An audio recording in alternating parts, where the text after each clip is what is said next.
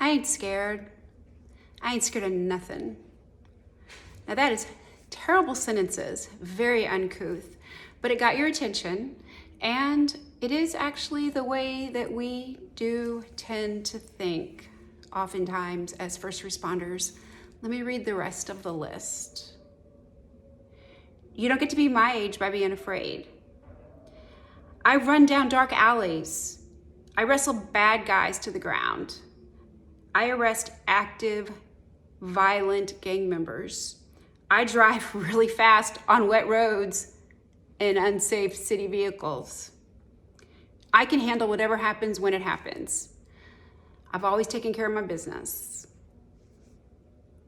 Thank God we have been able to take care of our business. And thank God we have been able to act bravely and with courage. Thank goodness we've had the opportunity to do what we needed to do and that we have come through all of that. But let's be honest, that is not the system that we want to be relying on day to day. That isn't the best way for us to make decisions for our long-term wellness, our long-term happiness. We don't need to do that. So people say, surely I can retire if I have lived through my job.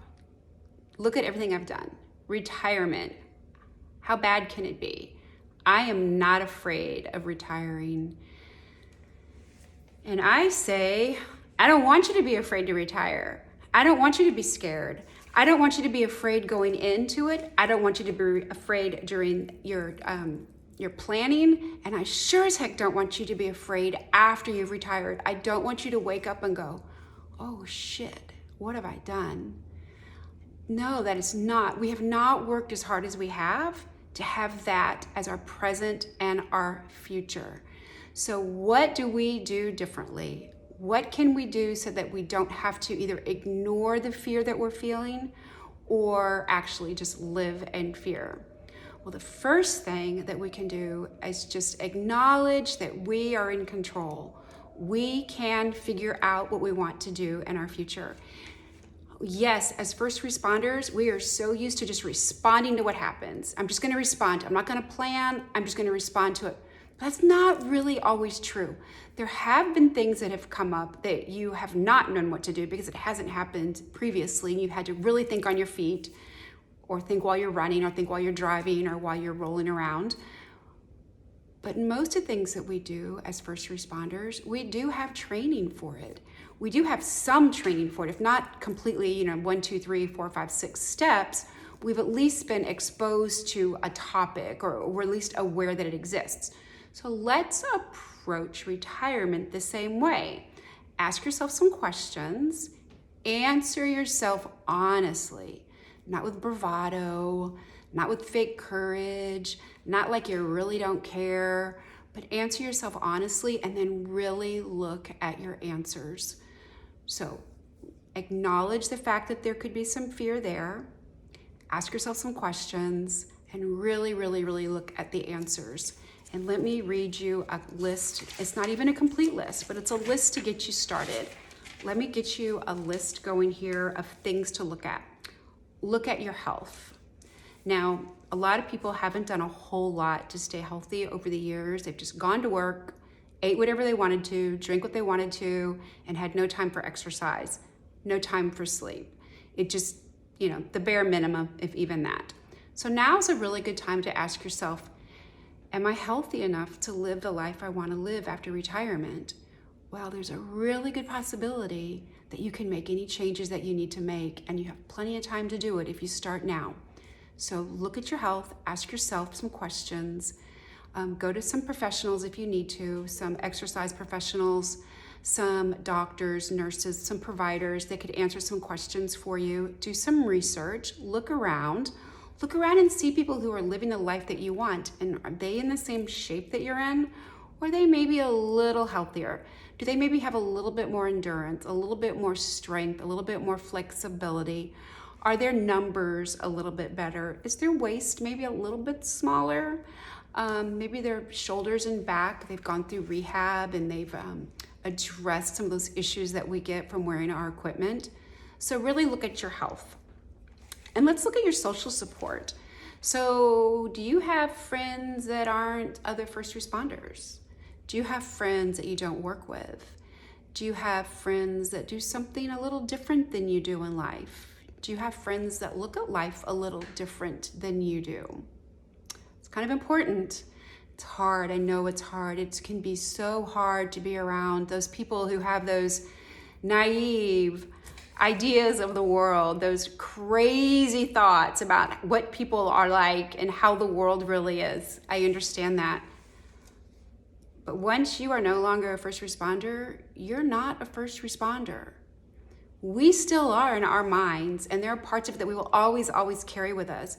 But when we get out in the world, which I know that's a whole nother topic, when we get out in the world, we are going to be with people who, live a little different than we have been, and we can benefit from that. I promise you. You don't have to become just like them, but there are some positives to different lifestyles and different ways of looking at things and different conversations and different topics that each of us can benefit from. So look at your social support. One big question is, who can you call at 3 o'clock in the morning if there's an emergency? That's not a cop. That's not a fireman. That's not a paramedic. That's not an emergency room doctor. That's not a pilot. That's not another veteran. Who can you call in the middle of the night if you needed some help? So your social support. And look at your family relationships. And this can be very painful for people because, you were doing the right thing. You were earning the money. You were supporting the family. You were keeping them safe. You were keeping the world at bay. And they went on and created lives without you. And now you're coming back around and you want to be with your spouse. You want to be with your children or your grandchildren or your brothers and your sisters. And well, let's just say you have a lot of room potentially to improve those relationships. So if those relationships aren't where you need them to be, what a great time to start working on those. Fabulous time to let people know they matter to you and start doing what you can to get back into their lives. Don't necessarily think about it as bringing them back into your life, but try to get back into their lives. Fun times. What are you going to do with your time? Are you going to clean your gun and reload your rounds again? Nothing wrong with that at all. Absolutely nothing wrong with that. If that's something you love to do, that is fabulous. But you got a whole lot of time to fill now. Then you're not going to work. You're not driving to work. You're not at work. You're not getting called into work. You're not going to court to testify. None of that stuff. So what are you going to do with your time now? Are you going to pick up some new habits, new hobbies, new ways of doing things? Are you going to wake up earlier? Are you going to wake up later? Are you going to walk the dog? Are you going to go to the library? Are you going to start going to the movies?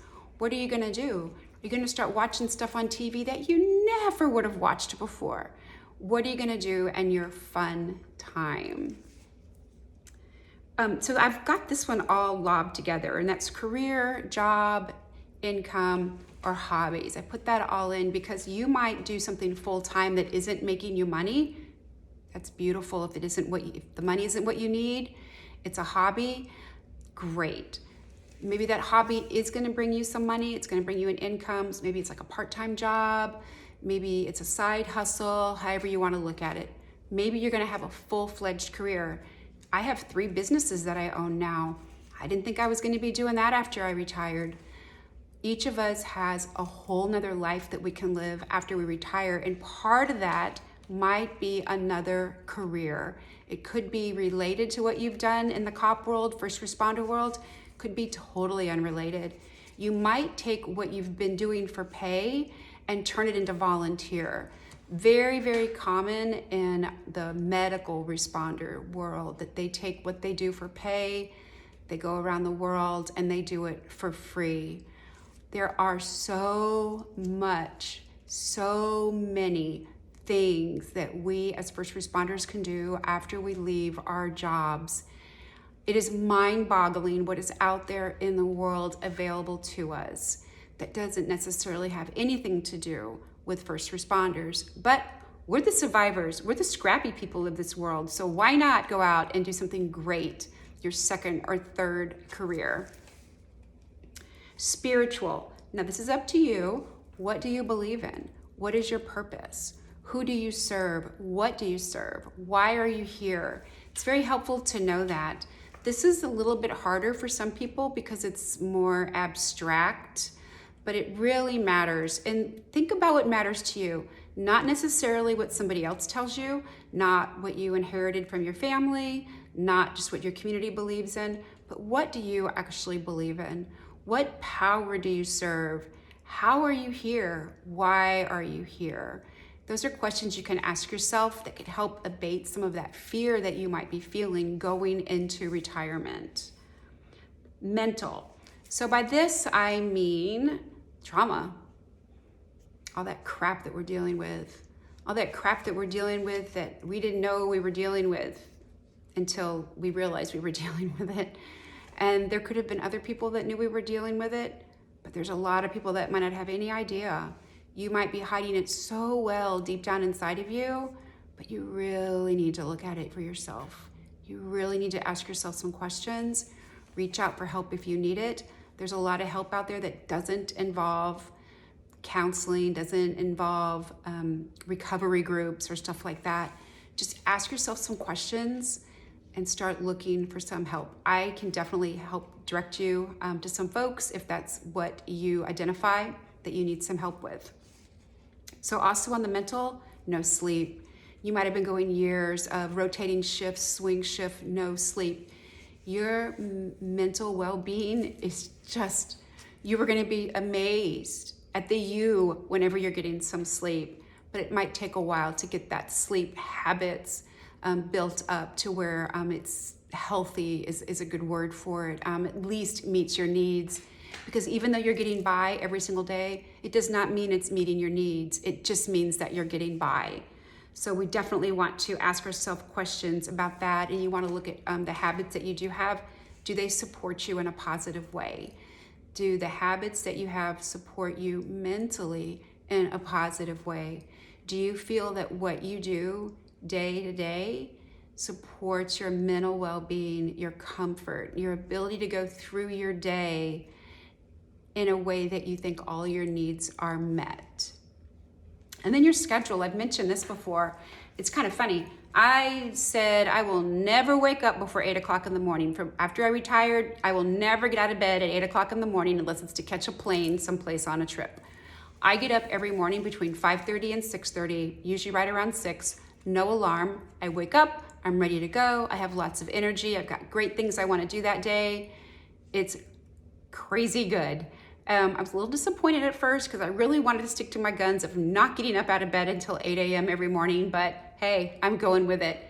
It is totally different to get up to do what I want to do instead of, getting in the car and driving into town and working all day. So scheduling, breakfast. This is a funny thing.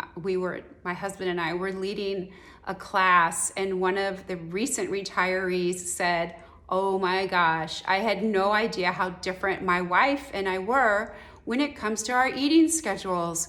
We eat on totally different schedules during the week because heck, for the last 40 years, it had just been on weekends and on vacation and over the holidays. And now it's every single day. And one of them eats breakfast and one of them doesn't eat breakfast and one of them wants yogurt and one of them doesn't want a snack all throughout the day." So it was really funny to hear him say that. Really good marriage, very supportive of each other. And their food, their eating is where their schedule comes, is kind of a mess. So it's kind of funny on that. So a lot of stuff comes into scheduling. But then ask yourself that and you're thinking, I'm not afraid of a schedule. Well, if you don't know how you're going to live your life and you don't know what you're going to be doing with your time, I don't want you to be scared, but I do want you to be curious. So just ask yourself those questions, please.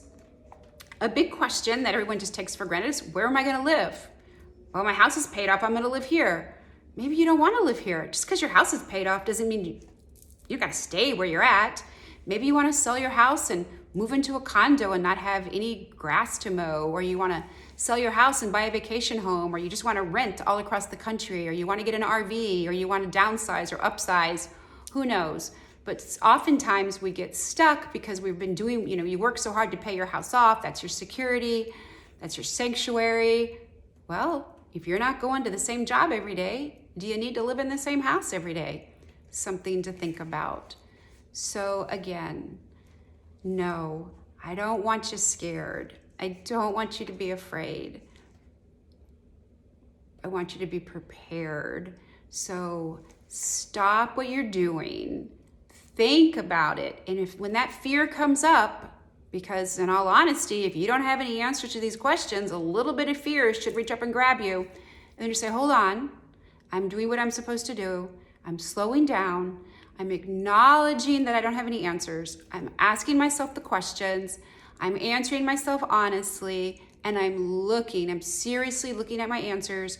And I'm going to make some decisions so that I can retire without fear. It can be a no regrets retirement. No regrets retirement. No fear. Because here's the thing. Life has a funny way of happening, and things are probably going to go wrong. If you're a first responder, you know shit happens, right? But if you've got most stuff planned out, and if you know how you feel about things, if you know what your ideas are, you know what your beliefs are about things, if A doesn't happen, you can just go to B. But if you don't have any idea what matters to you, what the hell is A, B, and C? You don't even have an A, B, and C. You're just out there. You're just waiting for something wrong to happen and just responding to it. Take control of it. Control the controllables. Do what you can do. Get scared and then get some answers. Please don't approach retirement afraid, and please don't live through retirement afraid.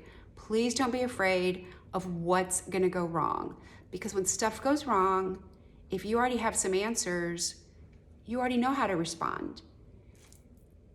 You've been doing this for 20, 30, 40 years already, right? You've been responding to stuff. Go in trained. Go in with some answers. Go in with some solutions. Go in with some possibilities. Don't you owe this to yourself? Hell yeah, you owe it to yourself. You've been serving other people for all these years. Let's take care of yourself. Maybe you have a family you have to take care of. Take care of that family also. I love helping people do this. It is something that is very, very, very important to me. It's very important to me that I continue to serve the community that I am part of. Retired from the Dallas Police Department after 30 years. My husband is still an active SWAT officer. And this is what I want to do. I want to help other first responders retire without fear and without regret. A no regrets retirement. So please subscribe to this channel. Please like this video. Please get a hold of me with any questions or comments that you have.